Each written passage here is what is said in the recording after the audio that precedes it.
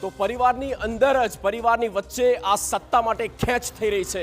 એક તરફ છે બહેન અને એક તરફ છે દીકરી। હવે કોને મળશે નોર્થ કોરિયા એટલે કે ઉત્તર કોરિયાની આ આગામી સમયની કમાન, તેને લઈને અત્યારે જોરશોરથી ચર્ચાઓ થઈ રહી છે। કેટલો પક્ષ છે તે દીકરીના સમર્થનમાં તો કેટલાક છે એ કિમ જોંગની બહેનના સમર્થનમાં। નોર્થ કોરિયાની સત્તાને લઈને આ સૌથી મોટો ખુલાસો। છેલ્લા એકાદ વર્ષથી આની ચર્ચા થઈ રહી છે કે કોણ હશે ઉત્તરાધિકારી। તાનાશાહ કિમ, એમની દીકરી છે 13 વર્ષની આ દીકરી કિમ જુ એ, અને તેને સત્તા આપવાની તૈયારીમાં છે કિમ જોંગ ઉન। તાનાશાહ દેશના તાનાશાહી અને આગામી વર્ષે સત્તાવાર તેની જાહેરાત કરવામાં આવી શકે છે।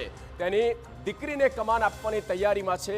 બહેન નહીં પણ હવે દીકરીને બનાવશે પોતાનો ઉત્તરાધિકારી। આ પ્રકારના તૈયારીમાં આ પ્રકારની ચર્ચાઓ અત્યારે થઈ રહી છે।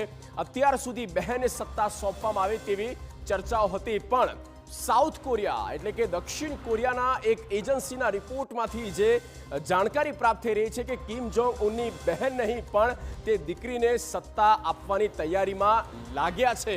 એટલા માટે જ હવે આ લડાઈ જે છે તે અંદરો અંદર પરિવારની વચ્ચે થઈ ગઈ છે। કિમ જોંગ ઉન શું પોતાના દીકરીને જ બનાવશે પોતાનો ઉત્તરાધિકારી?